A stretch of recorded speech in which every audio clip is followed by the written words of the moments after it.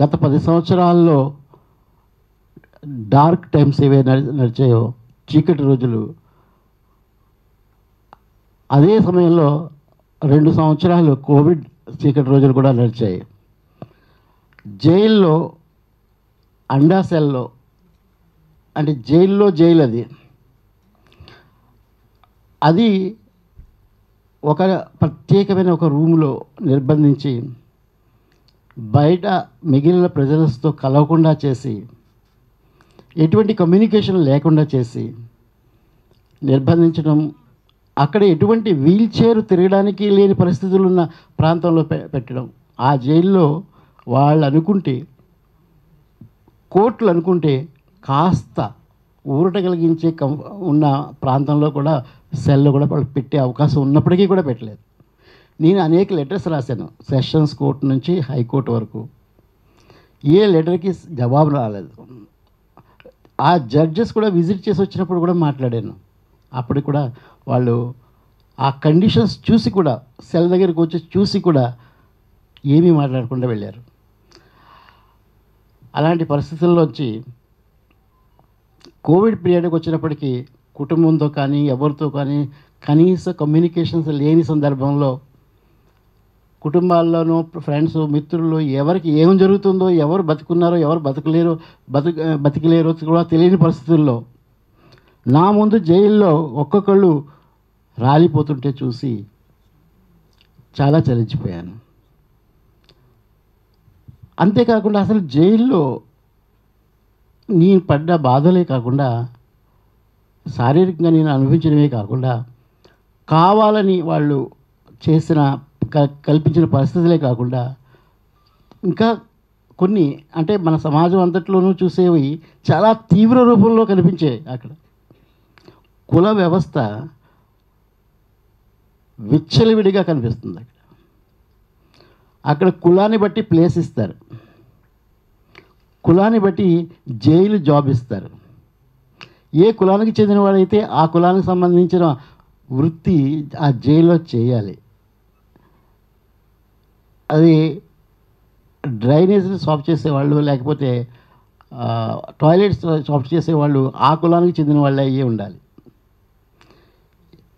ఆ కుల వ్యవస్థని చాలా ఓపెన్గా ప్రాక్టీస్ చేస్తారు. అంటే ఒక పబ్లిక్ ఇన్స్టిట్యూషన్ ప్రిజన్ అనేది ఒక రాజ్యాంగం కింద పనిచేస్తున్నది. ఆ రాజ్యాంగం కింద ఒక ప్రిజనర్స్ యాక్ట్ ఉంది, అన్నీ ఉన్నాయి. అప్పటికీ కూడా అక్కడ జైలు మాన్యువల్లో బహిరంగంగా రాసింది, కులాన్ని బట్టి వాళ్ళకి పని ఇవ్వండి అని. అంతేకాదు, రాజ్యాంగానికి వ్యతిరేకంగా టార్చర్ చేయడానికి అవకాశం కూడా ఇచ్చింది మహారాష్ట్ర జైల్ మాన్యువల్. మీరందరూ కూడా స్టడీ చేసి చూడండి. మైల్డ్ టార్చర్ ఇవ్వచ్చు అని చెప్పి రాసింది. ఒకవేళ ఏ మాన్యువల్ కూడా ప్రిజనర్స్ యాక్ట్లోకి భాగం. అది యాక్ట్, అది పాస్డ్ బై ది పార్లమెంట్. అంటే 1894 తర్వాత అమెండ్మెంట్స్ వచ్చాయి కాబట్టి అది పార్లమెంట్ పాస్ చేసినట్టే లెక్క. దాంట్లో భాగం అది. అందులో చిత్రహింసలు చేయొచ్చు అని రాస్తుంది. Mild bodily torture can be applied to discipline and control. దాన్ని ఉపయోగించుకుని ఎంత చిత్రహింసలు ఎంతమందిని చేస్తారు అనేది ఇక్కడ వర్ణిస్తే రోజులు సరిపోదు. దానికి వ్యతిరేకంగా మాట్లాడడానికి జైలు అది. ఇక్కడ బయట సమాజంలో కొంచెం ఎంత నిర్బంధం ఉన్నా మాట్లాడడానికి ఏదో ఒక పద్ధతి ఎంచుకుంటాం, కానీ అక్కడ ఏ పద్ధతి లేదు. అక్కడ ఉన్న పద్ధతుల్లో ఒకటి ఉంది, ఏంటంటే హంగర్ స్ట్రైక్ చేయడం, నిరాహార దీక్ష చేయడం. అందుకని ఇంకా వేరే పద్ధతిలో వాళ్ళు ఎవరు వినరు, అది కూడా వినరు, దాన్ని కూడా పట్టించుకోరు. కాకపోతే బయట ఎవరైనా మాట్లాడే వాళ్ళు ఉంటేనే అది పట్టించుకుంటారు. అందులో ప్రతి ఒక్కళ్ళని అసలు ఏ కారణం లేకుండా చిత్రహింసలకు గురి చేస్తారు. అది మొదట వచ్చిన రోజే, జైల్లో ఎంట్రీ అయిన రోజే పక్కకు తీసుకెళ్ళి కెమెరాలు లేని చోట కొన్ని స్పాట్స్ ఉన్నాయి చిత్రహింసలకి. అక్కడ వాళ్ళని బాగా చిత్రహింసలకు గురి చేసి లోపలికి తీసుకొస్తారు. వాటికి వ్యతిరేకంగా ఫైట్ చేయడానికి ఎన్నో రకాలుగా నేను ప్రయత్నం చేశాను. కొంతవరకు ఆపడం కూడా జరిగింది. ఆ తర్వాత సీక్రెట్గా సాయిబాబాకు తెలియకూడదు అని కూడా కొట్టడం జరిగింది, కుట్టినప్పుడే. అయినప్పటికీ కూడా వాళ్ళు ఏదో రకంగా అండాసెల్లో ఎక్కడా కమ్యూనికేషన్ లేని పరిస్థితుల్లో కూడా కబురు పంపించేవారు. అట్లా ప్రతి ఒక్కళ్ళని, కొంతమందిని కొట్టారు. గ్యాంగ్స్టర్స్ అయితే, చాలా పెద్ద క్రిమినల్ అయితే, లేకపోతే పొలిటీషియన్ అయితే, లేకపోతే నక్సల్ కేసు అని ఉంటుంది, నక్సల్ కేసులో వచ్చిన వాళ్ళని అయితే కొట్టరు. మీలో అందరినీ 80%, 85% అందరూ కూడా సాధారణమైన చాలా పావర్టీ నుంచి వచ్చిన వాళ్ళే జైల్లో ఉంటారు. వాళ్ళందరినీ తప్పనిసరిగా కొడతారు. కొట్టడమే కాదు, చిత్రహింసలకు గురి చేస్తారు. దానికి కారణం ఏంటని చెప్తే, ఒక మొదటే వాళ్ళకి జైలు రుచి చూపించకపోయినట్లయితే వాళ్ళు డిసిప్లిన్ పాటించరు అని చెప్తారు. దాంతో నేను అవన్నీ చూస్తూ వింటూ చాలా మానసికంగా కృంగిపోయాను. ఏమీ చేయలేని పరిస్థితి. అలాంటి పరిస్థితుల్లో నేను ఎప్పుడు చిన్నప్పటి నుంచి మాట్లాడకుండా ఉండే అలవాటు లేదు. అయినప్పటికీ కూడా ఏ అధికారి కానీ విజిట్కి వచ్చినప్పుడు, ఎవరెవరు వచ్చినప్పటికీ కూడా వాళ్ళతో మాట్లాడుతూనే ఉండేవాడిని. ఇంకొక అంటే అక్కడ జరిగే చిత్రహింసల కొలిమిలో నేను చూసినవి మానసికంగా, శారీరకంగా నేను అనుభవించినవి కాకుండా ఒక్క విషయం మాత్రం చెప్తాను జైలుకి సంబంధించినంత వరకు. అనిల్ దేశ్ముఖ్ ఆయన హోమ్ మినిస్టర్గా పనిచేశారు. బీజేపీ ప్రభుత్వం, 2 బీజేపీ ప్రభుత్వాల మధ్య కాంగ్రెస్ ఎన్సీపీ ప్రభుత్వం వచ్చినప్పుడు అనిల్ దేశ్ముఖ్ హోమ్ మినిస్టర్, ఆయన నన్ను చూడడానికి, కలవడానికి జైలు వచ్చాడు.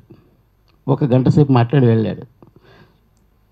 నేను చాలా విషయాలు చెప్పాను జైల్లో. ఆయన అన్నాడు, నీ గురించి చెప్పు, నీకేం కావాలి ఫెసిలిటీస్ అంటే. ఇప్పుడు మిగిలిన అందరికీ ఏం ఫెసిలిటీస్ లేకపోయినప్పుడు నాకు ఒక్కడికి ఎలా కల్పిస్తారు మీరు? సాధారణంగా కొన్నే కల్పించండి అందరికీ అంటే నేను తప్పనిసరిగా చూస్తానని వెళ్ళాడు. కానీ ఆయనే జైల్లో పడ్డాడు. 1 సంవత్సరం పాటు ఆయన జైల్లో ఉన్నాడు, ముంబై జైల్లో. బయటకు వచ్చిన తర్వాత ఆయన ఇచ్చిన స్టేట్మెంట్ నాగపూర్లో నాకు చాలా ఆశ్చర్యం కనిపించింది. ఏమన్నాడంటే, జైల్లో నేను బతకగలిగే పరిస్థితులే లేవు, అసలు ఎంత దారుణమైన పరిస్థితులు ఉన్నాయంటే అసలు ఎవరూ జైలుకి వెళ్ళకూడదు అని ఆయన స్టేట్మెంట్ ఇచ్చాడు. అసలు ఈ పరిస్థితులు మార్చాలి అని నేను ప్రస్తుత హోమ్ మినిస్టర్కి లెటర్ రాస్తున్నానని కూడా అన్నాడు. ఇంకొక లీడరు తర్వాత ఉద్ధవ్ ఠాకరే పార్టీకి చెందిన ఆయన జైల్లోకి వెళ్ళాడు. ఆయన పేరు సంజయ్ రావుత్.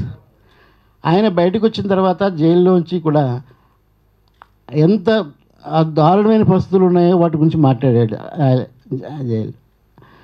బహుశా అంటే వాళ్ళ లీడర్స్, పవర్ ఉన్న వాళ్ళు జైల్లోకి వెళ్తే జైలు పరిస్థితులు ఎలా ఉన్నాయో మాట్లాడితే సమాజం కూడా వింటదేమో, ప్రభుత్వాలు వింటాయేమో అనుకున్నాను. కానీ ఏమీ తర్వాత కూడా ఏం మార్పులు రాలేదు. ఆ తర్వాత 3వ వ్యక్తి ఒక పెద్ద ఇండస్ట్రియలిస్ట్, నరేష్ గోయల్. ఆయన జైల్లో ఉన్న పరిస్థితుల గురించి సెషన్స్ కోర్టులో చెప్తూ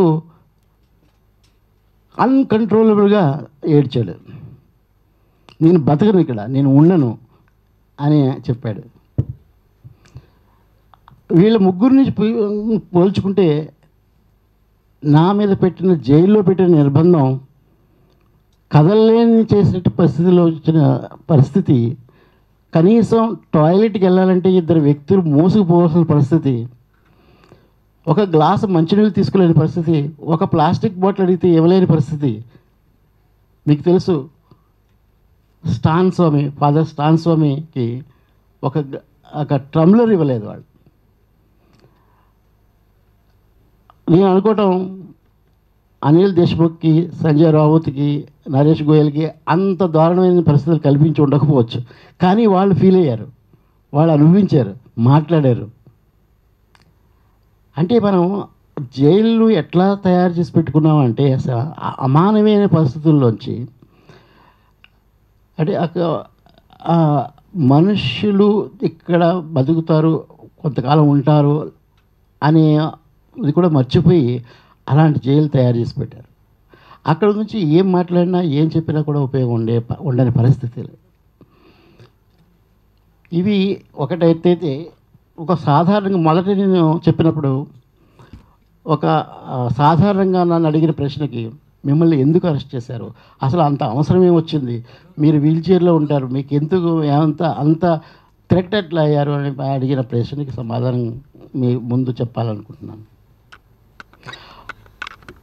2010 నుంచి 2014 వరకు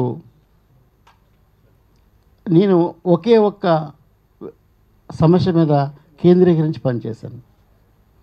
అది నేను ఒక్కడిని కాదు, చాలామంది.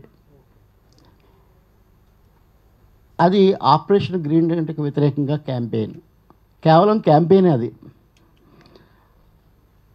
ఆపరేషన్ గ్రీన్ డెంట్కి వ్యతిరేకంగా క్యాంపెయిన్ చెయ్యాలని మొదలుపెట్టించింది